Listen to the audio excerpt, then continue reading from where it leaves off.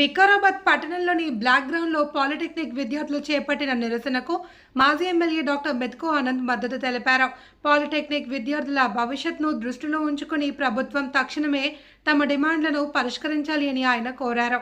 గతంలో polytechnic diploma పూర్తి చేసిన విద్యార్థులకు ఉద్యోగాలతో పాటు బీటెక్, లాటరల్ ఎంట్రీ ద్వారా ఉన్నత విద్యను అభ్యసించే అవకాశం ఉండేది అని తెలిపారు. ప్రస్తుతం తీసుకువచ్చిన విధానాల వల్ల విద్యార్థుల భవిష్యత్ ప్రశ్నార్థకంగా మారుతోంది అని ఆవేదన వ్యక్తం చేశారు. జీవో నెంబర్ 97ను వెంటనే రద్దు చేయాలి అని, శక్తి విధానాన్ని తొలగించాలి అని డిమాండ్ చేశారు. డిప్లొమా విద్యార్థులకు ఉద్యోగ అవకాశాలు కల్పించడంతో పాటు బీటెక్, లాటరల్ ఎంట్రీ సౌకర్యాన్ని పునరుద్ధరించాలి అని ప్రభుత్వాన్ని కోరారు. విద్యార్థుల న్యాయమైన పోరాటానికి తన పూర్తి మద్దతు ఉంటుంది అని మాజీ ఎమ్మెల్యే మెతుకు ఆనంద్ స్పష్టం చేశారు.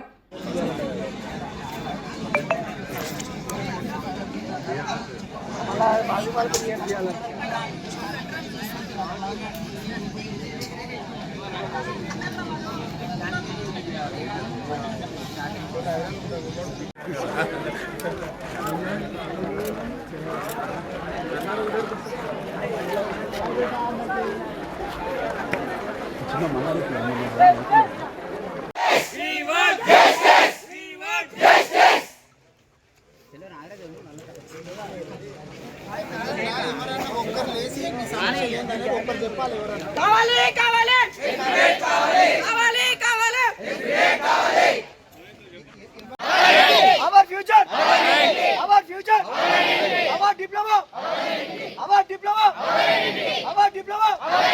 We want justice. We want justice. We want justice. We want justice. We want justice. No Shakti. No Shakti. No Shakti. No Shakti. No Shakti. No Shakti. No Shakti. No Shakti. We want justice. We want justice. We want justice. We want justice. We want justice. No Shakti. No Shakti. No Shakti. No Shakti. No diploma. Our diploma. Our diploma. Our diploma. Our diploma. Kavale, kavale. Everyday kavale. Kavale, kavale. Everyday kavale. Kavale, kavale. Everyday kavale. Kavale, kavale. Everyday kavale.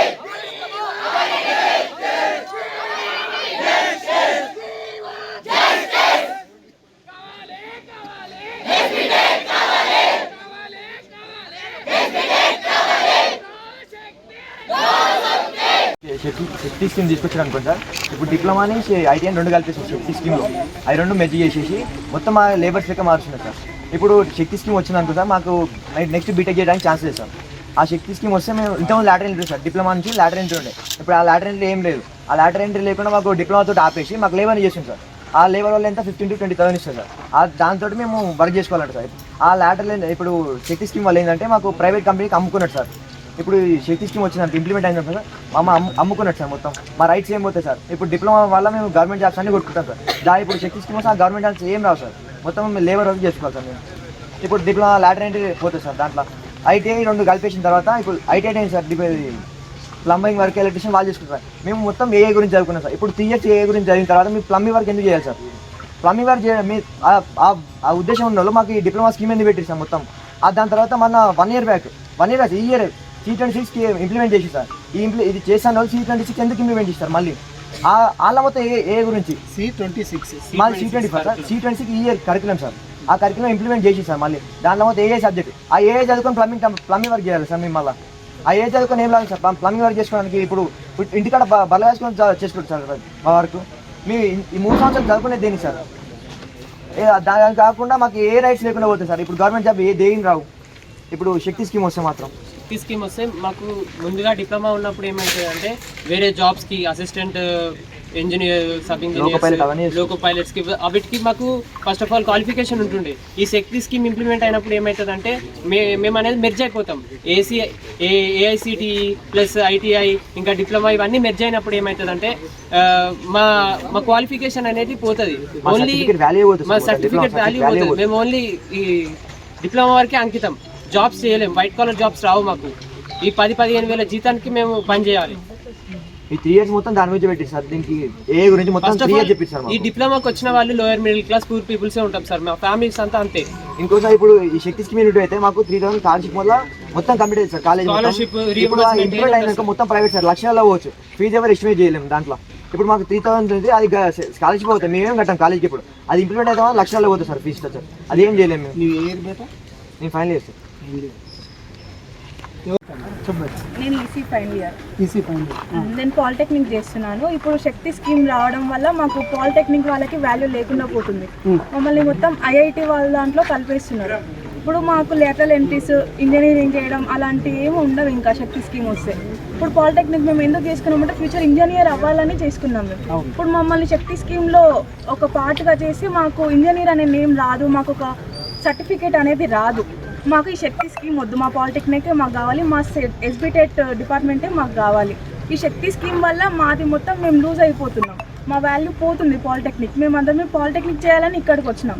C26 వాళ్ళకి AI గురించి implement చేసిర్రు, దానికి మేము happy. మమ్మల్ని ఏమంటారు పైనకి ఇట్లా BTech chance అవన్నీ ఇవ్వండి, మమ్మల్ని కొంచెం ఫోర్స్ అంటే వేరే దాంట్లో కాకుండా మమ్మల్ని కొంచెం ఎంకరేజ్ చేయండి, మా పాలిటెక్నిక్ ఎంకరేజ్ చేయండి. మమ్మల్ని తగ్గించి మొత్తం శక్తి స్కీమ్లో అక్కడ ఐఐటి వాళ్ళని తక్కువ అని కాదు, ఐఐటి వాళ్ళది వాళ్ళకే మాది మాకే, మమ్మల్ని మొత్తం మర్జీ చేసి ఒక దగ్గర చేయకండి. శక్తి స్కీమ్ మాకు వద్దు, మా ఎస్బిటెట్టే మాకు కావాలి. చెవెల్లా కార్పొరేట్ లేబర్ లెక్క మార్చుకొని వాళ్ళకి స్కిల్స్ ఉన్న వాళ్ళు దొరుకుతలేరు. ఇప్పుడు ఐటీఐ కానీ ఏ వొకేషనల్ కోర్సులో కానీ ఎక్కువ మంది జాయిన్ అవుతుంది. ఇది మేము ఫస్ట్ ఆఫ్ ఆల్ డిప్లొమా తీసుకోలేదు, మాకు బీటెక్ జాయిన్ అవ్వాలని తీసుకుంటున్నాం. మాకు మ్యాథ్స్, ఫిజిక్స్, కెమిస్ట్రీ ఈ బేసిక్ నాలెడ్జ్ అని మాకు అవసరం లేదు, మాకు టెక్నికల్ నాలెడ్జ్ కావాలి. టెక్నికల్ నాలెడ్జ్ ఉంటే బీటెక్లో మేము హ్యాపీగా ఈజీగా పాస్ కావచ్చు, మేము డిప్లొమా తీసుకుంటాం. అలాంటి మమ్మల్ని తీసుకెళ్ళి స్కిల్ వర్కర్స్ కింద పెడితే మాకు ఏ లాభం ఉండదు. మేము బీటెక్ పోవాలని చెప్పేసి మా పార్టీది. ఏం పేరు బేటా నీ పేరు? ఏమన్నా ఎక్కడి నుంచి వచ్చిన? మంచిర్యాల. ఓకే, ఏ ఇయర్? ఇది మన స్కిల్ ఎడ్యుకేషన్తో పాటు టెక్నికల్ ఎడ్యుకేషన్. ఈ ఎడ్యుకేషన్ తీసుకున్న తర్వాత మనం బీటెక్లో మనం ఈజీగా మనకి స్కోప్ ఉంటుంది. ఇది బేసిక్ నాలెడ్జ్, ఇంజనీరింగ్కి బేసిక్ నాలెడ్జ్, సబ్ ఇంజనీరింగ్. ఇప్పుడు స్కిల్ యూనివర్సిటీ అంటే ఆనంద్ మహేంద్ర గారిని వైస్ చైర్మన్ బీసీగా పెట్టింది, దాని కిందకి అన్ని తీసుకొచ్చారు. ఇప్పుడు ఈ ఐటీఐ, పాలిటెక్నిక్ అన్ని కూడా అదా ఒకదాని కిందకి తీసుకుంటాం. ఇంతకుముందు ఐటీఐ ఉన్నారు సార్ వాళ్ళు, ఇప్పుడు ఐటీఐతో డిప్లొమా కూడా కలిపి మొత్తం అన్నిటి. నమస్తే బిడ్డ అందరికీ నమస్తే బిడ్డ. అయితే ఈరోజు వికారాబాద్ లోపల పాలిటెక్నిక్కు సంబంధించినటువంటి విద్యార్థులందరూ ఫస్ట్ ఇయర్ వాళ్ళు, సెకండ్ ఇయర్ వాళ్ళు, థర్డ్ ఇయర్ వాళ్ళందరూ కూడా వికారాబాద్ పట్టణంలోని బ్లాక్ గ్రౌండ్ లోపల జత అయింది. వీళ్ళు నిరసన తెలపాలని చెప్పి అనుకున్నారు. నిరసన ఎందుకు అంటే గతంలోనేమో ఈ ఎస్బిటెట్ అనేటిది ఉండి వీళ్ళు first year, second year, third year చదివిన తర్వాత వాళ్ళకు ఫీజులు కూడా తక్కువనే ఉండేటి. తక్కువ ఫీజులతోటి వీళ్ళు కంప్లీట్ చేసుకొని ఒకవేళ వీళ్ళు ఏమన్నా జాబ్లో జాయిన్ కావాలనుకుంటే జూనియర్ అసిస్టెంటో, సీనియర్ అసిస్టెంటో, సబ్ ఇంజనీర్లో ఇట్లా కావాలంటే ఆ డిప్లొమా తోటి వెళ్ళిపోయేటటువంటి వాళ్ళు.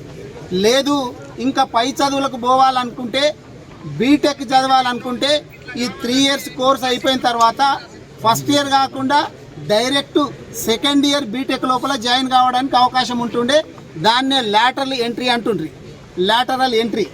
అయితే ఇప్పుడు ఏం చేసిండు రేవంత్ రెడ్డి గారు అంటే, పాపం ఆయన చాలా చదువుకున్నటువంటి చదువుల మంత్రి కదా, కాబట్టి ఏం చేసుకొచ్చిండంటే కలెగూర గంపలాగా చేసుకొస్తున్నాడు.